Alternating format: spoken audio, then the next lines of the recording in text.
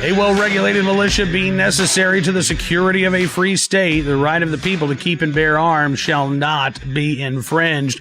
Thanks for tuning in to another edition of Bearing Arms, Cam and Company. My name is Cam Edwards. We're going to talk a little civil disobedience today. Yes, Culpeper County, Virginia Sheriff Scott Jenkins is going to be with us.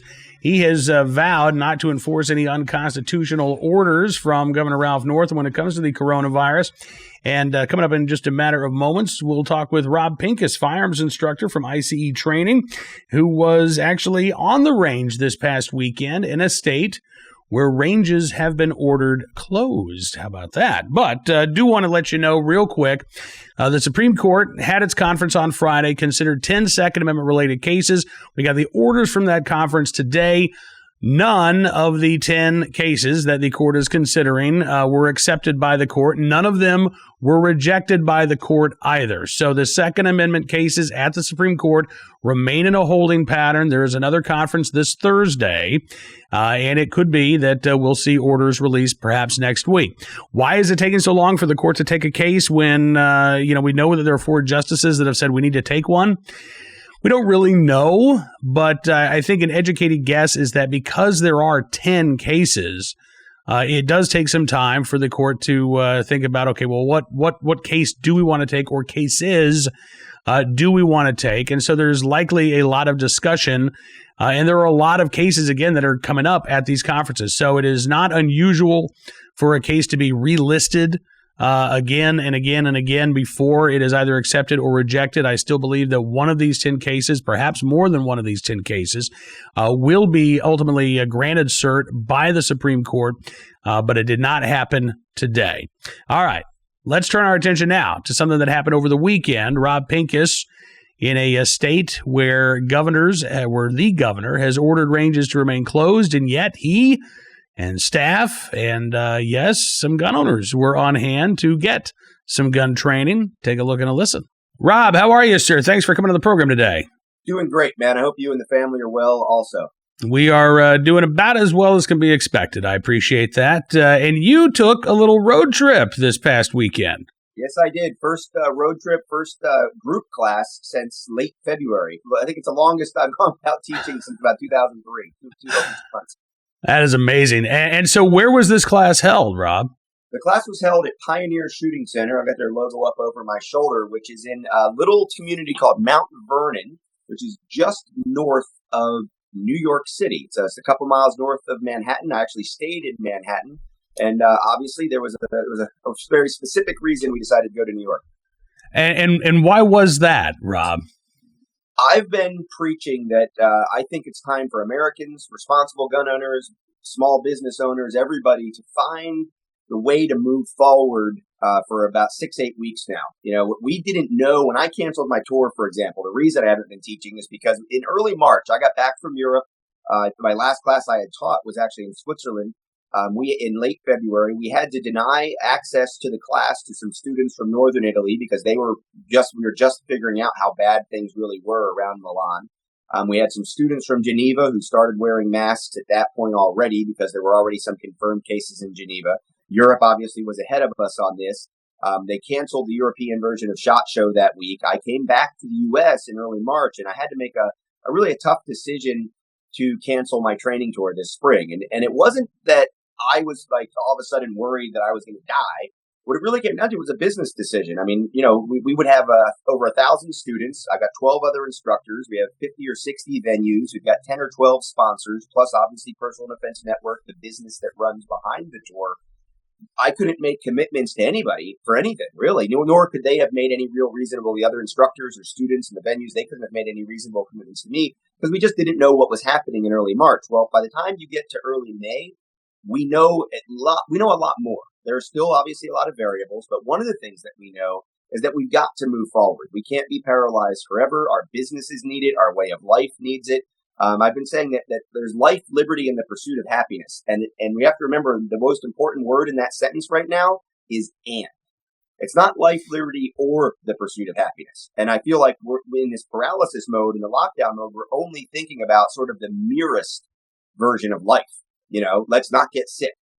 But we take risks every day. and we learned to mitigate those risks. And that's why it was important for me, if I was going to reopen my business, to sort of walk the walk I was talking, go to the epicenter of the pandemic. Now, obviously, I didn't do this recklessly. In fact, one of the people in this picture up behind me is a physician who's been dealing with this on the front lines. I've got friends that are with Health and Human Services, friends in FEMA, many friends in New York City, including medical professionals. And I consulted with all of them about whether or not this was even within the realm of not being reckless and how we could do this responsibly. They gave me some great input. They were incredibly supportive. And the other important thing is that New York State is not allowing gun ranges to open.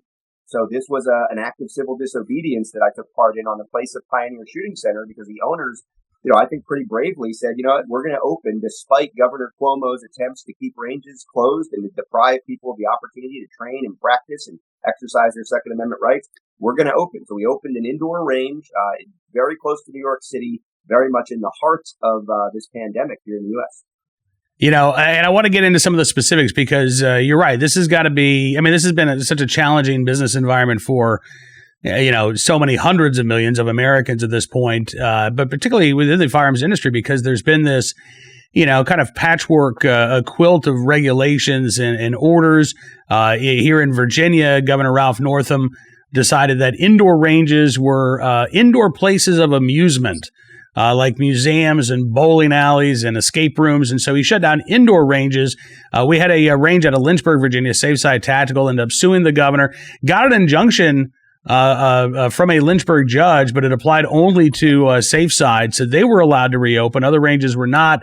Rather than appeal that decision, though, Governor Northam has sort of, quietly backed away. I don't think he wanted that legal smackdown. So with the exception of Richmond and Northern Virginia, which are still under the most severe lockdown, we are starting to see ranges open up at 50% capacity. You've got to have some, some cleaning requirements every time a customer leaves.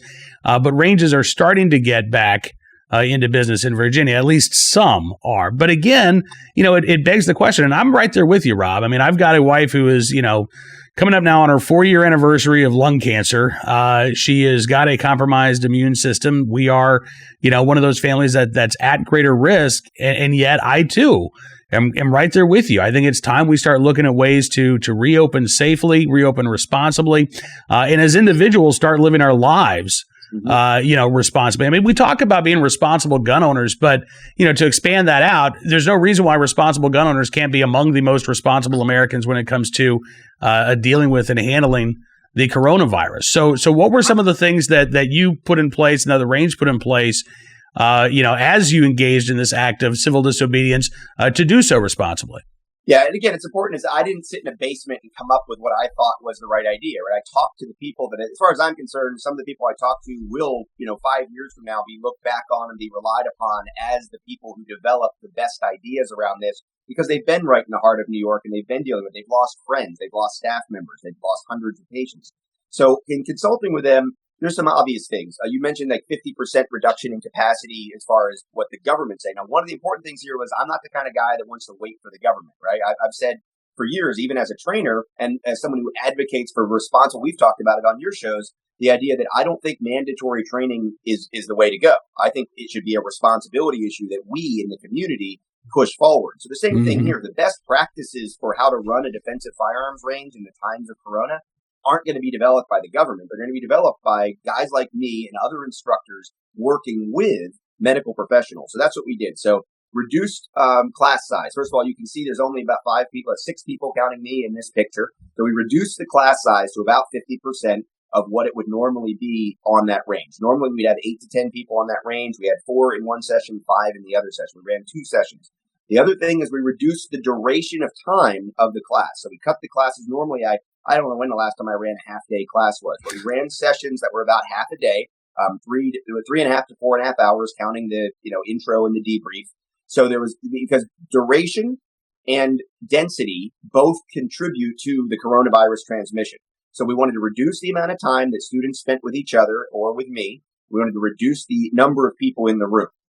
And we also mandatory masks, as you can see in the picture, mandatory face covers for everybody involved. We had gloves optional, because gloves, to me, as an instructor, they interfere, right, potentially with the interaction between the gun and the hand. So if you're not going to be shooting with gloves on, I don't necessarily want you training with gloves on. It creates some extra, encumbrance on the student. I wore gloves, and all of the range staff wore gloves. And the protocol was that anytime I took a student's gun to demonstrate something, or if I touched a student, I would burn those gloves, hand sanitizer, put on a new set of gloves. So I only had to do that about 3 or 4 times a session. Normally, I would touch students' guns quite often. I'd take a gun, I'd pick up a magazine off the ground, I'd adjust somebody's shoulders or hips or something. So I had to change my teaching protocols from that standpoint.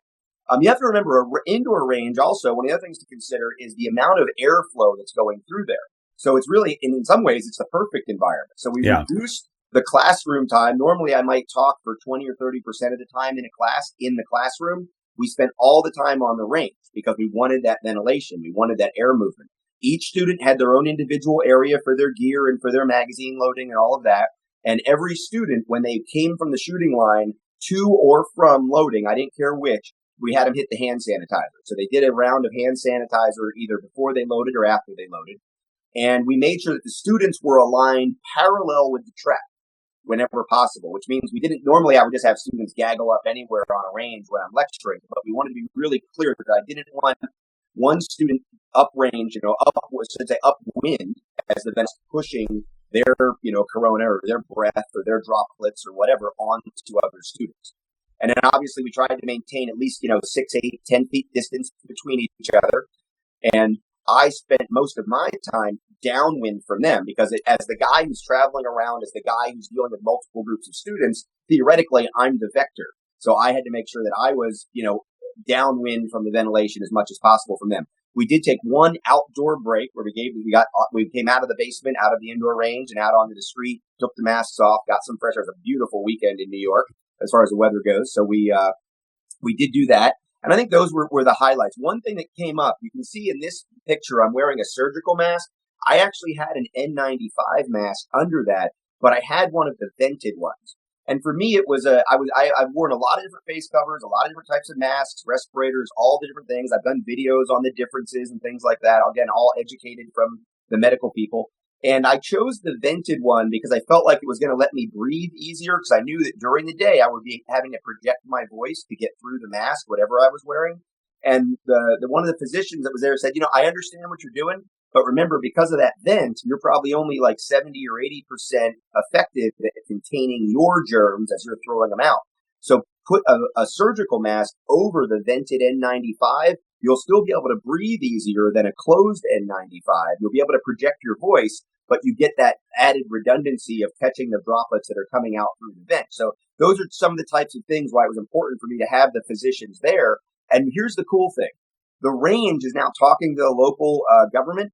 They're probably going to be allowed to be open and to remain open. And one of the reasons is because of the way we did this. Because we didn't do it with signs in the street. We didn't do it in an antagonistic way. We didn't just say, it's nothing but a flu, throw our masks off and put 20 people in a basement range. We really tried to demonstrate with medical supervision and medical consultation that we want to do this in a way that mitigates risk. The number one responsibility of any firearms instructor is to not let your students get hurt. It's safety, right? It's mitigating the risks of a live fire range. Well, we've got some new risks. And obviously we're not getting into the politics of it. We're not getting into the flat earth hoaxer, theories. But to me, it doesn't matter. There's a perception in the world right now that I think is real, that there is a virus out there that can hurt a certain percentage of our students, can hurt their families. We should be responsible in all things we do, as you said, and gun owners are already inherently responsible. We've talked about this a lot, you and I personally and publicly, about the rights and responsibilities thing. And that's what we were doing. We were responsibly exercising our rights, including the right to run a business and not to be restricted from that. So I'm really proud of everybody that was involved in that, and I appreciate you helping me spread the word that this can be done responsibly. Absolutely. And I've said as well that I for weeks now, I've said that I think that those quiet acts of civil disobedience, the stuff that is not necessarily designed to draw attention or to get the media out there, but you just go and you live your life, you do so safely and responsibly, that is, I think, the best way to get things reopened. And I think that, around the country, we're starting to get there. But I think it's fantastic what you all did up there in Mount Vernon, New York this weekend. And I do hope that the range is allowed to reopen. So last question for you, Rob. I mean, is this a practical model for you going forward, at least for now? Is this something that is sustainable for you and your business? It is. And to your point, that last piece, it is for me. I don't know how the way we did this. We didn't advertise it. A lot of these people were alumni. A lot of these people were friends of the range. We did. It's an issue. People ask me if I made money or if we charged money. Here's what we decided to do. We wanted to make sure that as an act of civil disobedience, this was legitimate. We weren't trying to sneak this in. We weren't saying, well, some of the people were law enforcement. We could have got an exception because it was law enforcement training. We could have got an exception if it was a closed private event. We didn't want an exception. So we did charge a small amount. I charged about 30% of what I normally would charge for training so that we can. And obviously, just like the nurses that flew into New York to help and Governor Cuomo is going to make them pay state taxes, I'm going to pay state taxes on the revenue. Pioneer Shooting Center did make money, so it was a clear act of civil disobedience. It was a business operation, but in this model, I would probably have to do like 3 days of training minimum to be able to really generate any kind of revenue that made sense for a business model. I am perfectly happy. I told somebody in Canada commented, said, well, our ranges are close. Find me a range, I'll cross the border. Let's do this. Like, I think this is a sustainable thing for me as a Second Amendment advocate, as an instructor guy that wants to help develop curriculum and help other people be responsible as they teach others to be responsible and prepared with their firearms. I'm into this right now. I think it's the way to do it. And we are sharing this through the Association of Defensive Shooting Instructors, through ICE training, through the Intuitive Defensive Shooting Program. I've disseminated it to a lot of the USCCA instructors that are certified to teach my material through USCCA.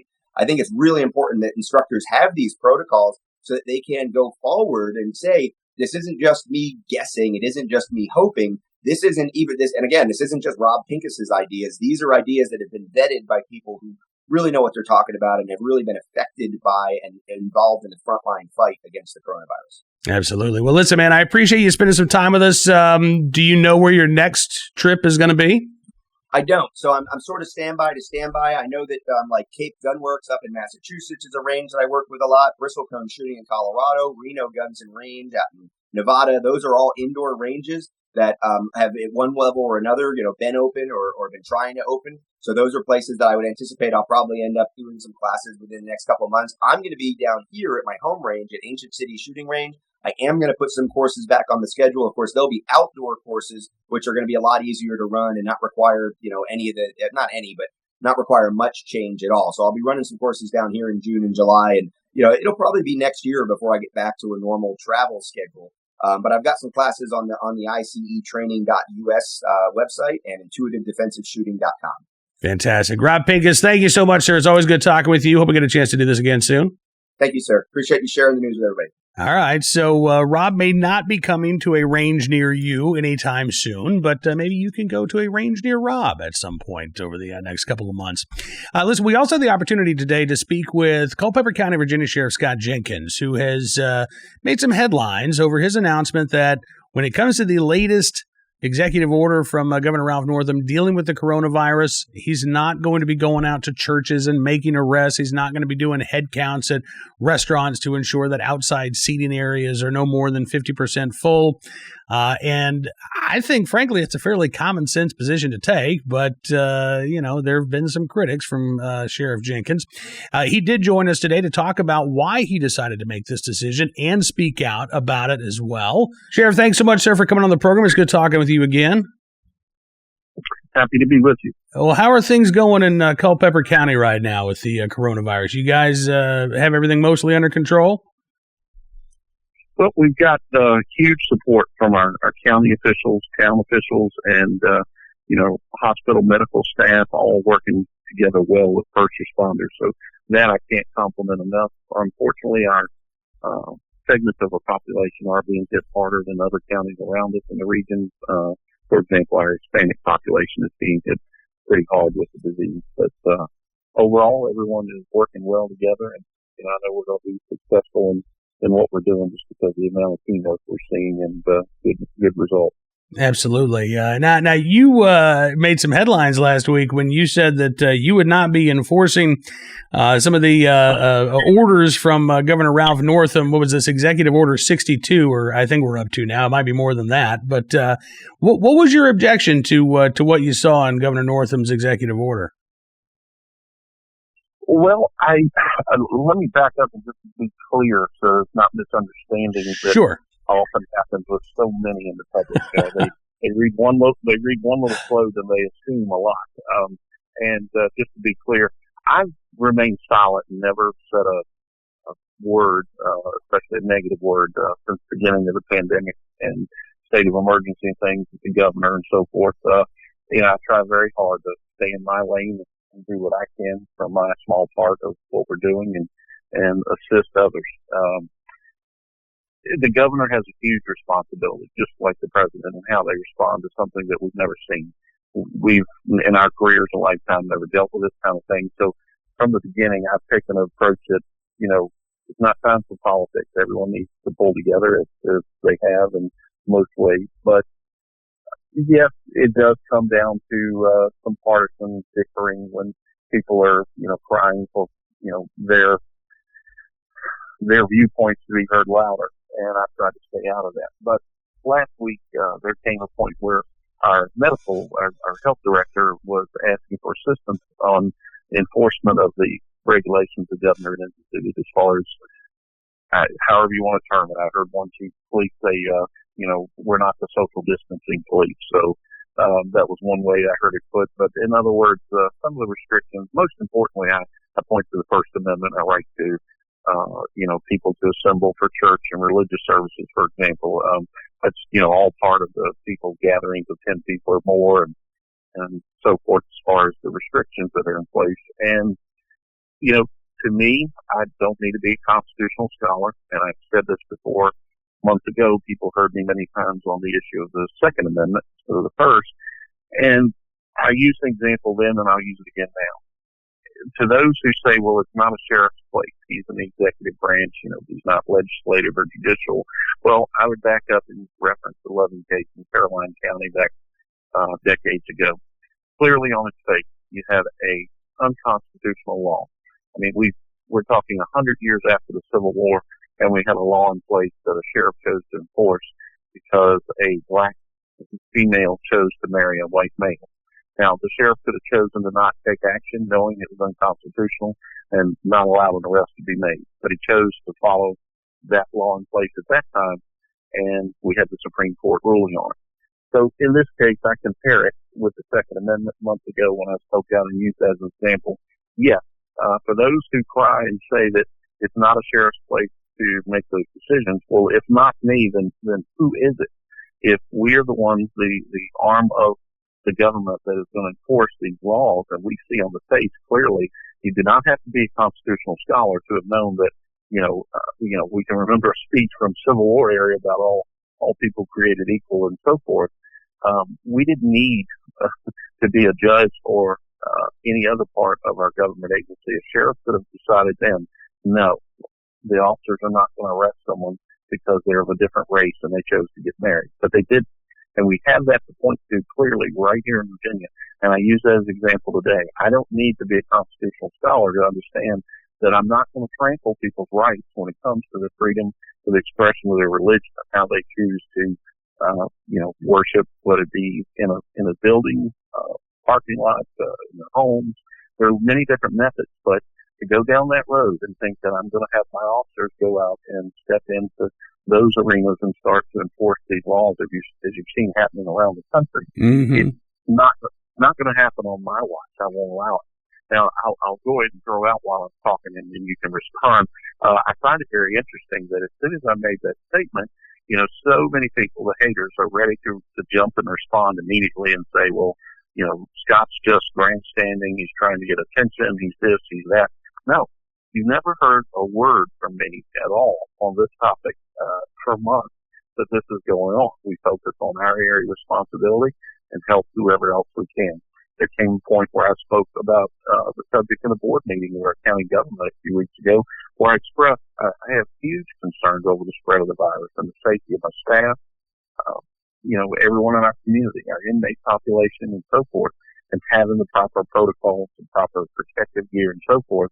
And I know people heard that message and they responded well in their whole community to our cry for help on PPE and other things. But I still have to say, when it comes to the Constitution and certain guarantees that are in place, it is our place to protect those. So when I spoke out last week, it was simply to respond publicly, which no other chiefs or sheriffs were doing, to this request from the health director.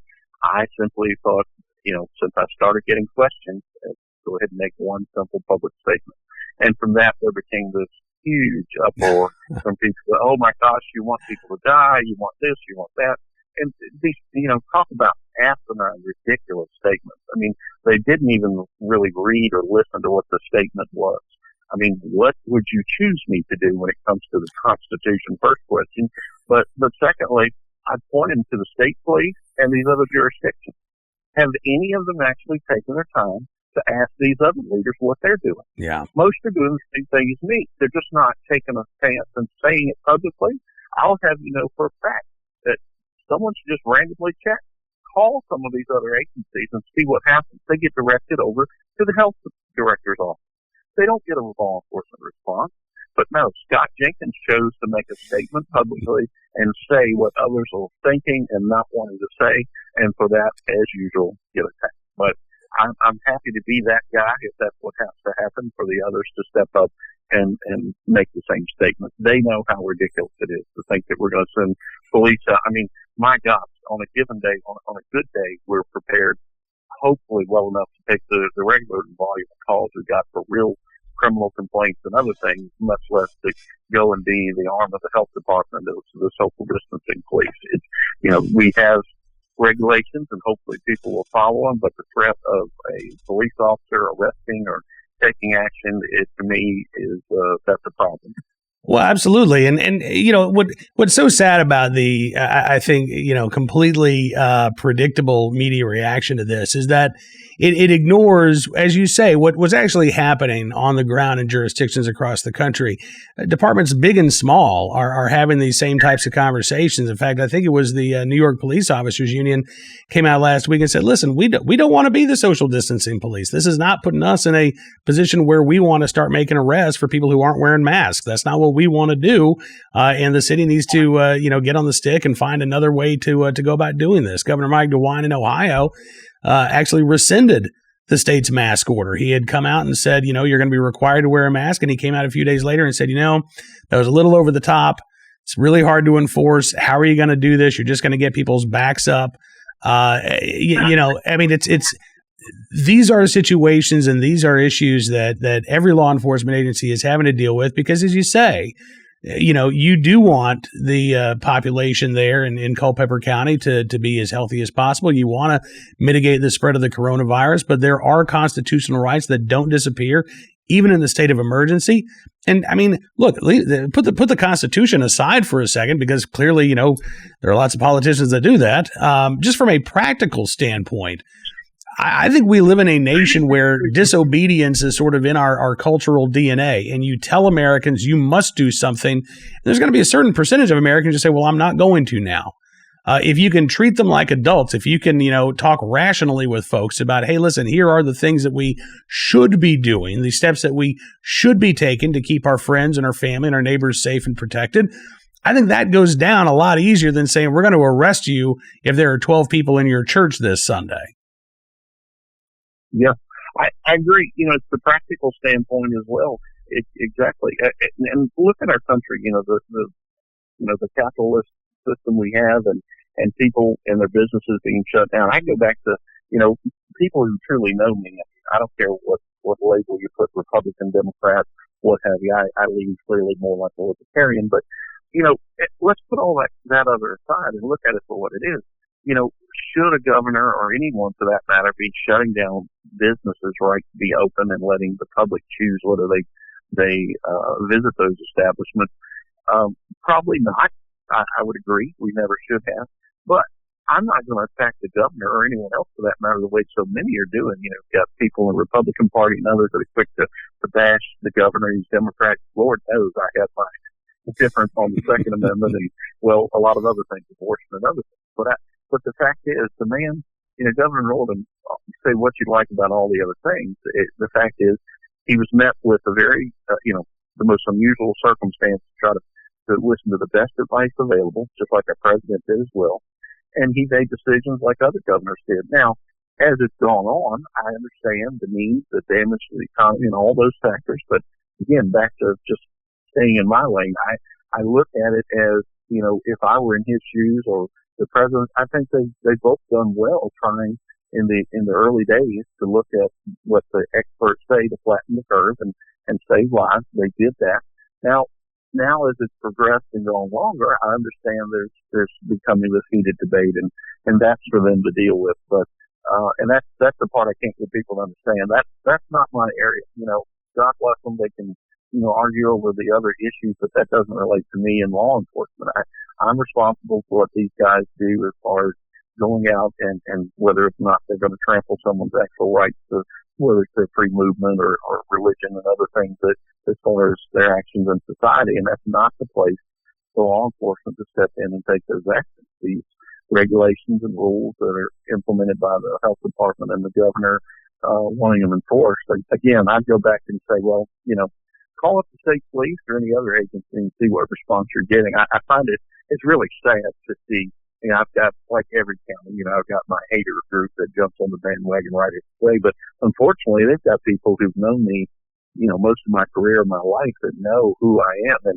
And they are some of the same people that are, when they hear this simple statement last week, instead of listening to the words themselves and what it really means about the Constitution, and that's my job, my oath, they don't even think about that. They immediately just go off the deep end. Oh my gosh, he wants people to die, blah, blah, blah.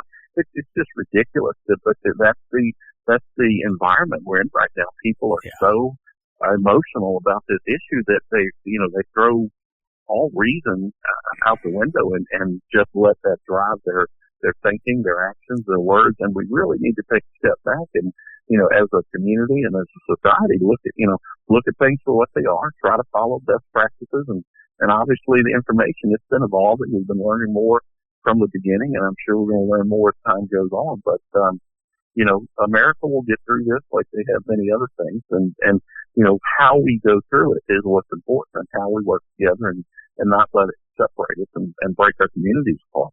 Absolutely. Believe it or not, we are all in this together, even though we aren't acting like it for the most part, or at least some of us aren't. Listen, Sheriff, I appreciate you coming on the program, sir. It is always good talking with you. I appreciate the stand that you're taking, and I really appreciate you taking the time to explain it a little bit more in depth here than the most of the media coverage has allowed. So thank you for your time. Thank you for all you do, and I hope we get a chance to catch up again very soon. So, one of the interesting things I thought about both of those conversations is that it really proves that I think the media is just doing a horrible job, generally speaking, of not only covering the coronavirus issue, but also in terms of how they're covering the debate over, reopen the economy, keep it locked down. In truth, most Americans don't hold the position of we got to reopen everything right away. And most Americans don't hold the position of we got to keep everything locked down until there's a vaccine. Most of us are somewhere in the middle. Most of us are actually, I think, in agreement. Okay, we need to open things up as quickly and as safely as possible without overwhelming the healthcare system. That's an argument that doesn't sell well. It doesn't create a lot of conflict. And I think the media thrives on conflict right now. They want us to be at each other's throats. They want us to be as deeply divided as possible for no other reason than the ratings, right? But when you actually sit down and you start talking to people, what you'll find is that, okay, well, Rob Pincus, he's part of that reopen crowd. Well, yeah, Rob did engage in an act of civil disobedience, but he did so, again, with the advice of medical professionals. He took social distancing measures. He didn't, the goal wasn't, let's see how many people we can get sick. The goal was, how can we reopen and do this training safely and effectively? For Sheriff Jenkins, it's how can I make sure that my community is again, safe, but businesses are allowed to reopen, that my deputies aren't running around, trying to arrest people for holding a church service with 20 people when they're only allowed to have 10, or head counting the number of folks at an outside patio for a restaurant to make sure that, proper social distancing measures are in place. I don't think that is the job of police. I do think that a heavy-handed law enforcement response to these social distancing measures will only make things worse. And again, we're all on the same page here. None of us wants to see more coronavirus deaths. None of us want to see healthcare systems overwhelmed. I think it's time we take a deep breath. I think I exhaled instead of inhaled.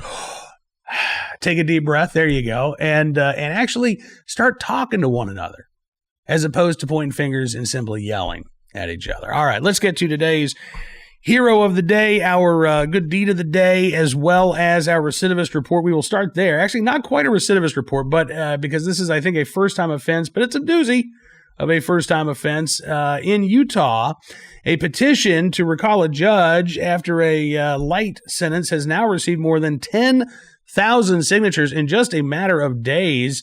This from KUTV in Utah. Douglas Saltzman got 210 days in jail and 48 months probation last Thursday for possessing more than 13,000 files of child pornography, some of which involved rape and bestiality. Judge Douglas Hogan was the judge there, and a woman named Kat Hoffman started a petition at change.org calling the sentencing the, quote, antithesis of justice. Nearly 10,000 signatures. Kat Hoffman says that 210 days in prison. All the judge gave 210 days. 279 identified child victims in this case. Yet Judge Hogan couldn't give each of those victims the justice of letting Saltzman sit in jail for 1 day for each victim. 210 days is all the exploitation and rape of children is deserving of, according to Judge Hogan's sentence. I'm moving to recall Judge Hogan immediately. This is not justice, and these children deserve more from our justice system and the judge that handed down this sentence. So I got to tell you, I mean, this is, I'm pleased to see this because a lot of times, you know, these stories don't capture the attention of the public. When somebody gets sentenced, most of us, first of all, most of the media won't even cover most sentences. If it's a high-profile crime, if it's something that made headlines when an arrest was made, you may get a 30-second blip on the local news when a sentence is actually handed down. But for the most part, the local media, particularly the electronic media, the TV stations and the radio stations, they tend not to follow these cases from the time the crime was committed to all the way through the justice system until a sentence is handed down. And so in that sense, it's hard for the public, I think, to really pay attention to these types of stories. So I'm actually pleased that there has been such a vocal public response to this slap on the wrist out there in the state of Utah. On to our armed citizen story of the day. This from Channel 4, WOAI in San Antonio, Texas. A San Antonio homeowner defending his home when a burglar forced the door open and then broke inside the residence. This was early Saturday morning, about 1:15 a.m., according to WOAI. They say officers arrived. They found the homeowner holding down the would-be burglar. They say the occupants of the home, fast asleep when they heard somebody breaking into their front door. Homeowner said he grabbed his gun, headed for the front door, confronted the person breaking into his home. The gun went off during the scuffle, but nobody was shot. The alleged burglar taken into custody. The homeowner, who was injured during the struggle, taken to the hospital with deep lacerations on his head. That burglar, lucky to be alive today because that homeowner would have been justified in using deadly force against him. Homeowner's not facing any charges. Burglar is facing multiple charges, not only burglary, but now assault charges as well in that incident down in San Antonio. And finally today, our good deed of the day from Pennsylvania, where a neighbor credited with rescuing people trapped on the top porch of a home in Morrillville, Pennsylvania. According to the Tribune Democrat, quick action by a neighbor may have saved the lives of some Morrillville residents. Jim McCann is the assistant fire chief in Johnstown, PA. He told the local paper that several residents of a second-floor apartment were trapped on a porch roof after flames had blocked the only access. McCann said that a neighbor grabbed a ladder, able to extend it up to that roof and got them down. Home was already heavily involved in flames when firefighters arrived about 2 o'clock in the morning on Saturday. There were multiple fire units that were sent there. No injuries, amazingly enough.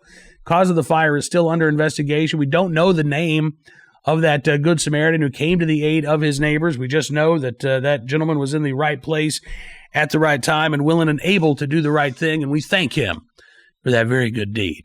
That is all the time we've got for you on this edition of Bearing Arms Cam & Company. I want to thank you for being a part of the program today. Don't forget, you can subscribe to Town Hall Media at YouTube or Bearing Arms Cam & Company on Apple Podcasts or any of the other fine podcast platforms.